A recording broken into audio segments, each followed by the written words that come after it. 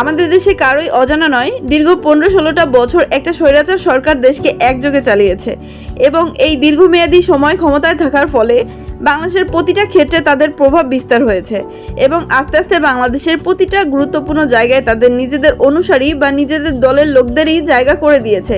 স্কুলের একটা শিক্ষক থেকে মন্ত্রী পরিষদ পর্যন্ত এমন কোনো জায়গা নেই যেখানে স্বৈরাচারের দোসররা জায়গা করে নেয়নি। যেই বিরোধী মত প্রকাশ করবে তাকেই চাকরি বা নির্দিষ্ট দায়িত্ব দেয়া হবে না, এমনটি হয়ে আসছে এই বিগত বছরগুলোতে। রাষ্ট্রের সকল গুরুত্বপূর্ণ জায়গাগুলোতে শুধুই স্বৈরাচারের নিজস্ব লোক, যারা তাকে গদিতে রাখতে সহায়তা করেছে বা করেছিল। অর্থাৎ এক কথায় বলা যায়, শুধু যারা তার গোলামি করতে পারবে তারাই দেশে কোনো পদমর্যাদায় থাকতে পারবে।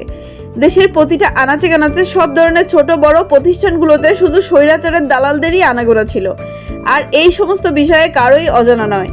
ঠিক তেমনি এই সকল বিষয়ে জুলাই বিপ্লবের সাথে অংশগ্রহণকারী প্রত্যেকে খুব ভালোভাবে জানে, আর এই বিষয়টি আমাদের মাননীয় উপদেষ্টা এবং উপদেষ্টা মহোদয়ের সকল টিম মেম্বার কারোই অজানা নয়।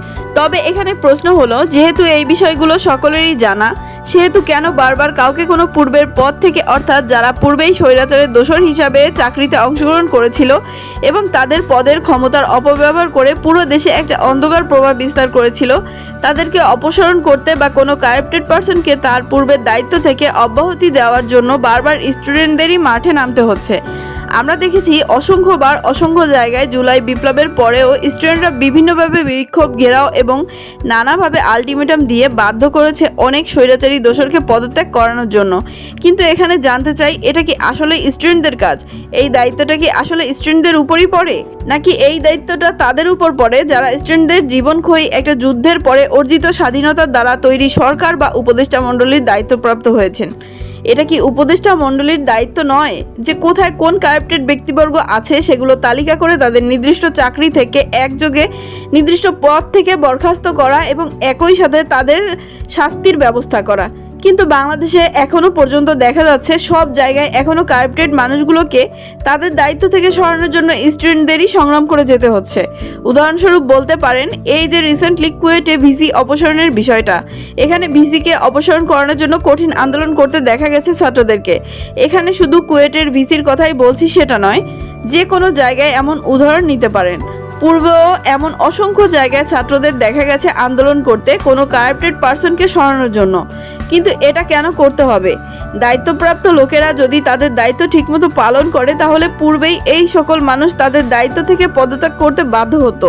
অথচ দেখা যায়, যতক্ষণ না ছাত্ররা কোনো নির্দিষ্ট পর্যায়ে যে রাস্তায় বিক্ষোভ আন্দোলন করছে ততক্ষণ পর্যন্ত দায়িত্বপ্রাপ্তরা এ বিষয়ে অজ্ঞ থাকছে। দায়িত্বপ্রাপ্ত লোকেরা যদি তাদের দায়িত্ব ঠিকমতো পালন করে তাহলে পূর্বেই এই সকল মানুষ তাদের দায়িত্ব থেকে পদত্যাগ করতে বাধ্য হতো।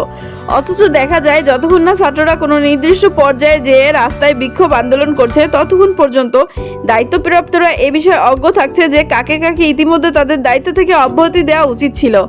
যখনই ছাত্ররা আন্দোলন করতেছে কাউকে পদত্যাগ করানোর জন্য, তারপরে সেই কাজটা কমপ্লিট হওয়ার পরে সংশ্লিষ্টদের নজরে মূলত এটা স্টুডেন্টদের দায়িত্বের মধ্যে পড়ে কিনা এটা সমাজে জ্ঞানী ব্যক্তিবর্গগণই বলতে পারবে তাদের পর্যালোচনা দিয়ে।